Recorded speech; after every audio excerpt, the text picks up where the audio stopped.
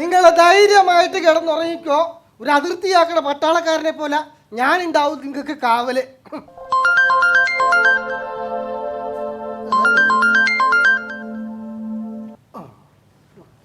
Hello hello, ആ ചേട്ടാ എവിടെയാ? ഞാനിപ്പോ വണ്ടർലായിൽ തൊട്ടുകുഞ്ഞാലി കിടന്ന് ആടിക്കൊണ്ടിരിക്കുക. ആ ഞാൻ മിണ്ടൂല, എന്നോട് പറയാതെ ടൂറിന് പോയല്ലേ. ഷേടാ, ഈ പെണ്ണുമ്പോൾ നിന്നോട് ഞാൻ പറഞ്ഞിട്ടില്ലേ പോകുന്നത് നൈറ്റ് ഡ്യൂട്ടി മോർച്ചറിക്ക് കാവലിരിക്കണോന്ന്. അയ്യോ അവിടെയാണോ? ആ പിന്നെ ചേട്ടാ, ഞാൻ ആ ബാഗിനകത്തെ ചിക്കൻ ബിരിയാണിയും മട്ടൻ സൂപ്പും എല്ലാം വെച്ചിട്ടുണ്ട്, ചേട്ടൻ കഴിക്കണേ. മട്ടൻ ബിരിയാണിയും മട്ടൻ സൂപ്പൊക്കെ കഴിക്കാൻ പറ്റിയ സ്ഥലോ? നീ ഒന്ന് വെച്ചിട്ട് പോവാവോ? പിന്നെ ചേട്ടാ, ഡ്യൂട്ടി കഴിഞ്ഞിട്ടേ നാളെ രാവിലെ ഇങ്ങ് എത്തണം കേട്ടോ. അതെന്തിനാ? നമുക്ക് മുഖത്തോട് മുഖം നോക്കി കുറേ സംസാരിക്കാനുണ്ട്. ഷേടാ, ഇവിടെ വന്നാലും ശവത്തിന് കാവലിരിക്കണം, വീട്ടിൽ ചെന്നാലും ശവത്തിന് കാവലിരിക്കണം. എൻ്റെ ഒരു വിധിയായി. നീ വച്ചാ ഞാൻ വന്നേക്കാം കേട്ടോ.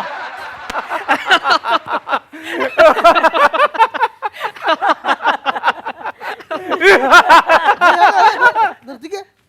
ഞാനേ 10-35 വർഷമായി ഈ സർവീസിലിരിക്കണത്. ഞാൻ ആദ്യമായിട്ടാ ഒരു ബോഡി കൊണ്ടുപോകുമ്പോ ചിരിച്ചുകൊണ്ട് പോണ കാണുന്നത്. ഇത് എന്തെങ്കിലും ചിരിക്കണത്? ഇതാരാണെന്ന് മനസ്സിലായ? ഇല്ല. ഇതാണ് ഞങ്ങളെ ചിരി ക്ലബിന്റെ പ്രസിഡന്റ്. പുള്ളി പറഞ്ഞിട്ടുണ്ട് എവിടെ ചെന്നാലും ചിരിച്ച മുഖത്തോടെ നിക്കണമെന്ന്. അത് കൊള്ളാം. എവിടെ ഒന്ന് നോക്കിയാട്ടെ.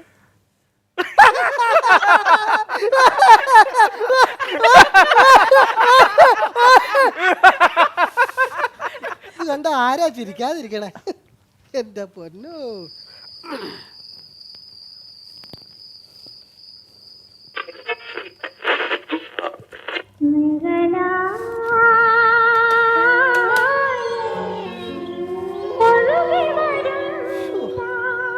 ചേടാ, വീട്ടിലിരുന്നാലും ഒരു സമാധാനമില്ല, ഇവിടെ വന്നാലും ഇല്ല. എന്നൊരു പാട്ട് കേൾക്കാന്ന് വിചാരിച്ചാ അതും ഒരു സമാധാനം ഇല്ലാണ്ടായിപ്പോലെ.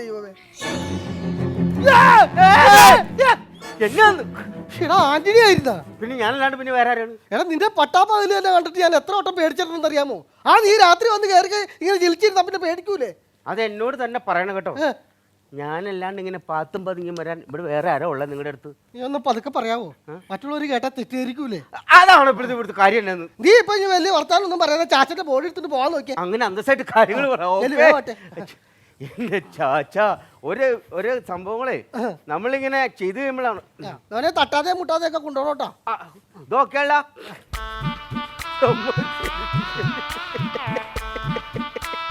നീ ഒറ്റക്കൊള്ളല്ലേ?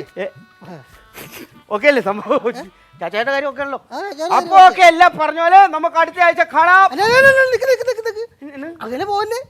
അങ്ങനെ പോയാലെങ്ങനെ? നീ തരാനുള്ള 5000 രൂപ വെച്ചിട്ട് ഇവിടെ പോയാ മതി. എന്റെ പൊന്നോ, അങ്ങ് തന്നേക്കാന്ന് പറഞ്ഞില്ലേ? അടുത്ത ആഴ്ച തരാന്ന് പറഞ്ഞില്ലേ? അല്ല, അങ്ങനെ വന്നല്ലേ. ഇന്നലെ നീ ചെറിയച്ഛന്റെ ബോഡിയും കൊണ്ട് പോയില്ലേ? അപ്പൊ നീ തരാന്ന് പറഞ്ഞല്ലേ? എന്നിട്ട് തണ്ടായിരുന്ന നീ പൈസ? ഞാനിപ്പോ എത്ര രൂപ തരാനുള്ള? ഇപ്പൊ 5000 രൂപ തരാനുണ്ട്. എന്നിട്ട് നീ ചാച്ചന്റെ ബോഡി കൊണ്ട് പോയാ മതി. ഒരു കാര്യം ചെയ്യും, ചാച്ചയുടെ തല വേണ്ടാന്ന് വെക്കാം. എടുത്ത് വെക്കണത്. എടാ, ഗവൺമെന്റ് ബോഡി സൂക്ഷിക്കാൻ തന്നാക്കുന്ന സ്പിരിറ്റാ ഇത്. നിന്റെ അലലാവത്തും ഇതും കണ്ട് എനിക്ക് ഇത്തിരി പൈസ കിട്ടുമല്ലോ എന്ന് വെച്ചിട്ടാ ഞാൻ ഇതൊക്കെ തന്നു വിടുന്നത്. കല്യാണത്തിന് വേണം, ഇതിന് വേണം എന്നൊക്കെ പറഞ്ഞിട്ട് അത് ഇവിടെ വെച്ച് കാണിച്ചു കഴിഞ്ഞാൽ ഇത് കാര്യങ്ങളൊക്കെ നടക്കണത്. അതിനുള്ള ലാഭ പൈസ നിങ്ങൾ എടുക്കണില്ലേ? ലാഭ പൈസ ഒക്കെ എടുക്കണ്ട്. ഒന്നാമത്തെ കാര്യം ഇന്ന് കല്യാണം നടക്കണമെന്ന് ചാത്തന അവിടെ ചെന്നില്ലെങ്കിൽ കാര്യങ്ങൾ നടക്കുക അറിയാവോ? ഇവിടെ കല്യാണത്തിന് ചാച്ചനെ കൊണ്ടാണോ പോണത്? ചാത്തനുണ്ടെങ്കിൽ ഓളം ഉണ്ടാവും. അത് ഓളം ഉള്ളു. നീ ഒരു കാര്യം ചെയ്യ്, വണ്ടി വരുന്നവരെ നീ ഇവിടെ സൈഡിൽ ഒതുക്കിയിട്.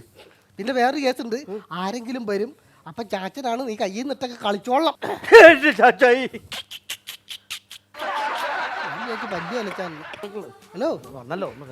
എന്തേ സാറേ, ഇത് അവിടെ നിന്ന് അങ്ങോട്ട് പോലീസ് സ്റ്റേഷനിൽ പോയിട്ട് വരെയല്ലേ? ആ സ്റ്റേഷനിൽ തന്നു വിട്ടാ കൂടെ. മനസ്സിലായി. ഇതിപ്പോ കാണാതായിട്ട് കുറച്ചായില്ല. എത്ര ആളായത്? 1 മാസമായി. എന്നിട്ട് ഇപ്പോഴാണ് അന്വേഷിച്ചു വന്നത്? അല്ല, 1 മാസമായിട്ട് ഞങ്ങൾ അന്വേഷിക്കുമായിരുന്നു. ഞങ്ങൾ അന്വേഷിക്കായിരുന്നു.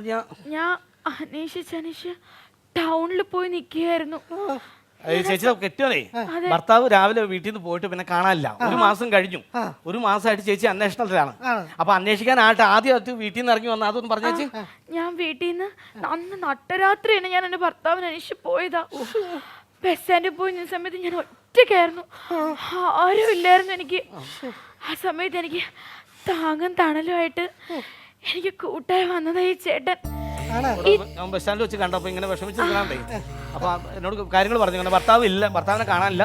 അപ്പൊ നമുക്ക് എനിക്ക് എന്നാ ചെയ്യേണ്ടതെന്ന് അറിയാൻ പാടില്ല, എങ്ങോട്ടാ പോകേണ്ടതെന്ന് അറിയാൻ പാടില്ല നിൽക്കുവാണ്. അപ്പൊ ഞാൻ പറഞ്ഞു എന്നാ കിട്ടിയോ എന്നാ ചിലപ്പോൾ ഈ അങ്ങനെ പോകുന്നവർ പെട്ടെന്ന് തന്നെ ആത്മഹത്യ ചെയ്യാനാ പോണെങ്കിൽ കൊടൈക്കനാലാണല്ലോ പോവുള്ളൂ. അപ്പൊ അങ്ങനെ ഞങ്ങൾ കൊടൈക്കനാൽ പോയി. ആ ആദ്യം സൂയിസൈഡ് പോയിന്റ് അങ്ങനെ ഉണ്ടോന്ന് അറിയാൻ വേണ്ടിയിട്ട്. അപ്പൊ അവിടെ ചെന്ന് ഈ ചേച്ചിക്ക് വേറെ പ്രശ്നമുണ്ട്, മൈഗ്രെയിന്റെ പ്രശ്നമുണ്ട്. മൈഗ്രെയിൻ അങ്ങനെ മനസ്സിലാവുന്ന ഭാഷയെ പറയല്ലേ, ആൾക്കാർ തെറിയാതെ. അല്ലല്ല, മൈഗ്രെയിന്റെ പ്രശ്നമുണ്ട്. അപ്പൊ ഈ മൈഗ്രെയിൻ വന്നു കഴിയുമ്പോഴത്തേക്കും പിന്നെ പെട്ടെന്ന് ഒരിടത്ത് ഇരുത്താൻ സ്ഥലമില്ലാതെ പെട്ടെന്ന് ഞങ്ങൾ പിന്നെ ഒരു മുറിയെടുത്തു. പിന്നെ മൈഗ്രെയിൻ ഒക്കെ മാറി ഞങ്ങൾ ഫ്രഷ് ആയിട്ട് പിന്നെ പിറ്റേ ദിവസം അവിടെ നിന്ന് പോന്നു. അപ്പൊ അവിടുന്ന് വന്ന് ഇങ്ങനെ ഓരോ സ്ഥലങ്ങളിൽ പോയി, തേക്കടി പോയി. കാരണം ആൾക്കാർക്ക് പോകാൻ, കെട്ടിയന്മാർക്ക് പോകാൻ അട്രാക്ഷൻ തോന്നുന്ന സ്ഥലങ്ങളിൽ അതൊക്കെ തന്നെ സ്ഥലങ്ങൾ. അത് തന്നെ. അപ്പൊ തേക്കടി ചെന്നപ്പോൾ അവിടെ ഈ ടൂറിസ്റ്റുകൾ തിരക്കായിരുന്നു, റൂമില്ല ചേട്ടാ. അവിടെ വെച്ചിട്ടും വന്ന് മൈഗ്രെയിൻ വന്ന് ഇത് എവിടെ ചെന്നാലും അപ്പൊ മൈഗ്രെയിൻ വരും. അങ്ങനത്തെ ഒരു പ്രത്യേകത ഇതാ.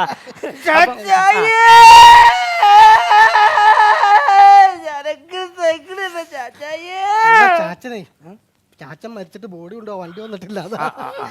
എന്നിട്ട് തേക്കടി ചെന്നപ്പോ റൂമില്ല ചേട്ടാ. പിന്നെ അവിടെ സിനിമാക്കാരെ ഷൂട്ട് ഉണ്ടായിരുന്നു. എന്നിട്ട് അങ്ങനെ അഡ്ജസ്റ്റ് ചെയ്തു. അത് ഞങ്ങൾ അവരുടെ ക്യാരവാൻ വാടകയ്ക്ക് എടുത്തു. പിന്നെ അതുകൊണ്ട് മൈഗ്രെയിൻ മാറിയിട്ട് പിന്നെ പിറ്റേ ദിവസം ഫ്രഷ് ആയിട്ട് പിന്നെ അവിടെ നിന്ന് ഞങ്ങൾ പോകുന്നു. അപ്പൊ അങ്ങനെ പോന്നു കഴിഞ്ഞപ്പോൾ അവസാനം ആൾക്കാർ പറഞ്ഞു ഈ ടൂറിസ്റ്റ് കേന്ദ്രങ്ങളിൽ മാത്രം പോകാതെ പോലീസിനോട് ഒരു വാക്കെങ്കിലും പറയാൻ പറഞ്ഞു. അപ്പോഴെങ്കിലും തോന്നി. അപ്പൊ അങ്ങനെ വന്നപ്പോൾ ഞങ്ങൾ ചെന്നപ്പോൾ അവർ പറഞ്ഞു ഇങ്ങനെ മോർച്ചറിലൊന്ന് കയറി നോക്കാൻ പറഞ്ഞു. അപ്പൊ ഒരു കാര്യം ചെയ്യ്, മോള് കയറി നോക്ക്. ഞാൻ ഒറ്റയ്ക്ക് പോവില്ല, എനിക്ക് അവിടെ മൈഗ്രെയിൻ വരും. ഇതെന്താ ഇങ്ങനെ സംസാരിക്കണേ? അത് വിഷമത്തിന്റെ എന്റെ പിടിവിട്ട് പോകണ ചാച്ചായേ. ഞങ്ങളത് കയറി പുള്ളിക്കാരത്തിന്റെ ഭർത്താവല്ലേ, പുള്ളിക്കാരത്തി പോയാ പോരെ? അല്ല, പെട്ടെന്ന് അവിടെ ചെല്ലുമ്പോ മൈഗ്രെയിൻ വേദന വിഷമം വന്നാലോ എന്നെയൊക്കെ എന്തിനാ സൃഷ്ടിച്ചു വിട്ട എന്റെ ചാച്ചായേ. ഒരു ഭാര്യ ഒരു ചെറുക്കനും കൂടി മറ്റേ ബോഡി നോക്കാൻ പോയിട്ട് അവരിതുവരെ കാണില്ല. ആകെ 3 ബോഡി അടപ്പുള്ളൂ ഇതിനകത്ത്.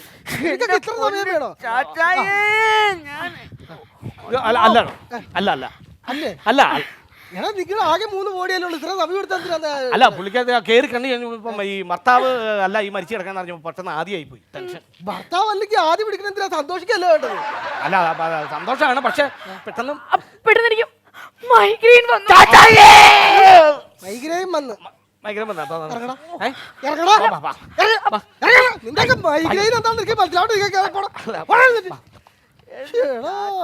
ഞാൻ ഈ ചാച്ചായനെയും പറഞ്ഞ നിൽക്കുള്ളൂ കേട്ടോ. ഓരോരുത്തന്മാരും ഓരോ യോഗേ. ചാച്ചായേ വണ്ടി വന്നില്ല, ചാച്ചായനെ കൊണ്ടുവരണം, കല്യാണം അടിച്ചു പൊളിക്കാനാണ്. ചാച്ചായേ ഞാനും ഇല്ലല്ലേ? അല്ല വരുമ്പോ എന്നാ പിന്നെ ഒരു കാര്യം, ഞാൻ കൊണ്ടുപോയിട്ട് അടുത്ത ആഴ്ച പൈസ തന്നാൽ മതിയോ? അല്ല വണ്ടി വന്നാ ബോഡി കയറ്റെങ്കിൽ നീ പൈസ തന്നിട്ട് പോകാൻ പാടുള്ളൂ കേട്ടോ. ആ ചാച്ചാനെ കൊണ്ട് എനിക്ക് മാത്രമേ നിങ്ങൾക്ക് പ്രയോജനം ഉണ്ടാവില്ല. എനിക്ക് പ്രയോജനം ഒക്കെ ഉണ്ട്, അതൊക്കെ കണക്ക് തന്നെ. നീ പറഞ്ഞ കാര്യം ചെയ്താൽ മതി. ഒന്നും ഓർക്കണ്ട, ആ ടെൻഷനെ വിട്ടേക്ക്. എനിക്ക് ഹലോ അല്ല, ഇതൊരു പുതിയ വാർത്തയാ. ഇവരുടെ ഭർത്താവിനെ കാണാണ്ട് പോയോ എന്നൊരു സംശയം. അല്ല എപ്പോഴാ കാണാതെ? ഇന്ന് രാവിലെ 8 മണിക്ക്. അതിനിപ്പോ മണി 5:30 ആയിട്ടുള്ളൂ. പല പണിക്കും പോയാൽ തിരിച്ചു വരുമെന്നേ. അല്ല ചിലപ്പം കാണാണ്ട് പോയായിരിക്കും. അപ്പൊ എനിക്ക് അതിന്റെ പെട്ടെന്ന് തന്നെ ആദ്യം അത് ഒന്ന് കയറി നോക്കിയോട്ടെ. കൊച്ചിന് കയറി നോക്കണോ? നോക്കണം. നോക്കിട്ടോ. ചിലപ്പോ ഇതാണ് എന്റെ പൊന്നോ, എന്റെ പിടിവിട്ടു പോവാണല്ലോ ചാച്ചായേ. എന്റെ പുരോഹിതന്മാരൊരു യോഗം എന്റെ ചാച്ചായേ. എന്ത് ചെയ്യാല്ലേ?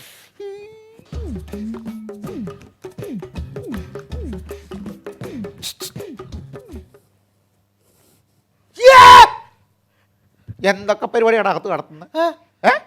എന്തൊക്കെയാണ് നടത്തുന്നത്? അതിനകത്ത് കിടന്നാലും നീയൊക്കെ സമാധാനം തരത്തില്ലേ? ഏതൊക്കെ വിളിച്ചോണ്ട് അതിനകത്തോട് കയറ്റിക്കൊണ്ട് വന്നോണ്ടിരിക്കുന്നത്? ഇനിയും ഇമാതിരി പരിപാടി നിങ്ങൾക്ക് തുടർന്ന് പോകാനാണെങ്കിൽ എനിക്കൊന്നേ പറയാനുള്ളൂ, അകത്ത് കിടക്കുന്ന ഞങ്ങൾക്കും ഓരോന്നും കൂടി അറേഞ്ച് ചെയ്ത് തരണം. എന്തിന്? ഞങ്ങൾക്ക് ഉണ്ടടാ മൈഗ്രെയിൻ.